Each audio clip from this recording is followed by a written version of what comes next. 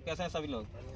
आज जो है हम लोग कन्फाइन स्पेस के बारे में बात करेंगे, ठीक है, कि कन्फाइन स्पेस क्या होता है और कन्फाइन स्पेस में वर्क करना इतना डेंजरस क्यों होता है। ठीक है, जैसा कि आप साइट पर कहीं पे भी देखोगे तो बहुत सारी जगह पे आप लोग को कन्फाइन स्पेस दिखा होगा, जो कि सही नॉलेज ना होने की वजह से दुर्घटना का चांसेस क्या हो जाता है, बहुत ज़्यादा बढ़ जाता है। ठीक है, तो हम लोग सबसे पहले आज जानेंगे कि कन्फाइन स्पेस कहते हैं किसे। ठीक है, तो ऐसा कोई भी जगह जहाँ पर आदमी लोग को आने और जाने के लिए रास्ता बहुत ही कम होता है, नैरो होता है, बहुत ही संकीर्ण होता है, ऐसे जगहों को हम लोग क्या बोलते हैं, कन्फाइन स्पेस बोलते हैं। ठीक है, एग्जाम्पल के तौर पे समझते हैं कि ऐसा मान लो कोई भी, जैसे आपने गटर देखा होगा साइड पे, कोई भी टंकी देखा होगा, वेसल देखा होगा, टनल देखा होगा, उसमें क्या होता है, आदमी लोग को आने और जाने के लिए रास्ता बहुत ही क्या होता है, बहुत ही कम होता है। आदमी सिर्फ उसमें घुस सकता है और बाहर निकल सकता है। ठीक है ना, कहने का क्या मतलब हो कि आने और जाने का रास्ता बहुत ही क्या हो, बहुत पतला हो, बहुत ही कम हो, ऐसे जगहों को हम लोग क्या बोलते हैं, कन्फाइन स्पेस बोलते हैं। ठीक है, ऐसे जगहों को हम लोग कन्फाइन स्पेस बोलते हैं। एग्जाम्पल के तौर पे बताया हमने, वेसल हो गया, टनल हो गया, इन सब जगहों को क्या हम लोग बोलते हैं, कन्फाइन स्पेस बोलते हैं। ठीक है,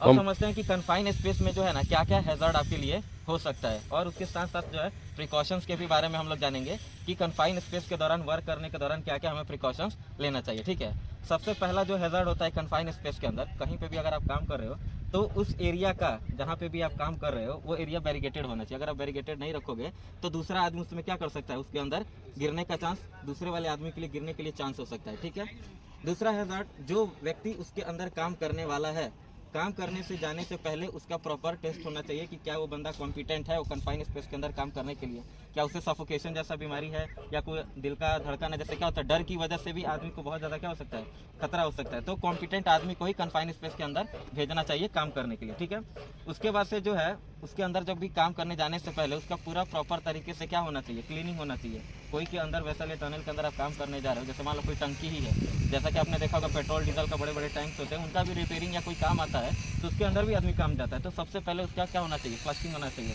अच्छे से। वो टैंक जब हमारा क्लीन हो जाएगा, कोई भी अंदर उसके वेपर नहीं रहेगा, तो ही उसके अंदर आदमी जाएगा।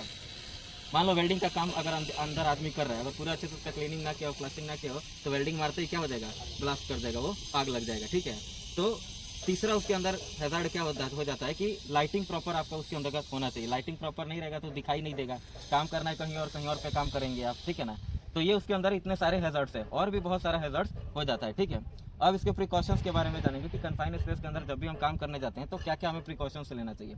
जैसा पहले ही हमने बताया, एरिया आपका वेरिगेटेड होना चाहिए।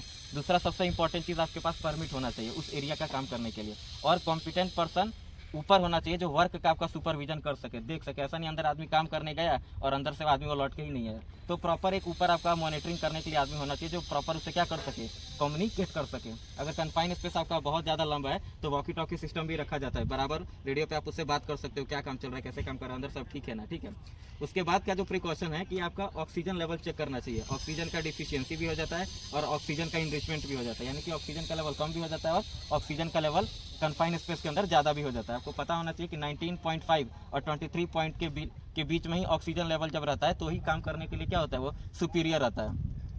कम ऑक्सीजन हो जाएगा या ज़्यादा ऑक्सीजन होगा, देखो ना नाक से खून निकलने जैसा प्रॉब्लम देखना पड़ जाता है, तो यह ऑक्सीजन के इनरिचमेंट की वजह से ही होता है। ठीक है, उसके बाद का जो प्रिकॉशन है लाइटिंग का, जैसे मैंने पहले भी बताया, लाइट प्रॉपर उसके अंदर क्या होना चाहिए, प्रॉपर लाइटिंग होना चाहिए ताकि काम करने के लिए सब देखा जा सके। ठीक है ना, तो ये था हमारा कन्फाइन स्पेस। कन्फाइन स्पेस क्या होता है, क्या एग्जांपल होता है उसका, क्या हैजर्ड होता है, क्या प्रिकॉशंस होता है, इन सब ना जो सारी बातें इन सब हम लोगों ने जाना। ठीक है, नेक्स्ट अगले दिन मैं आप लोगों से ही इस सब के बारे में क्वेश्चन करूँगा। ठीक है, चलो ठीक है।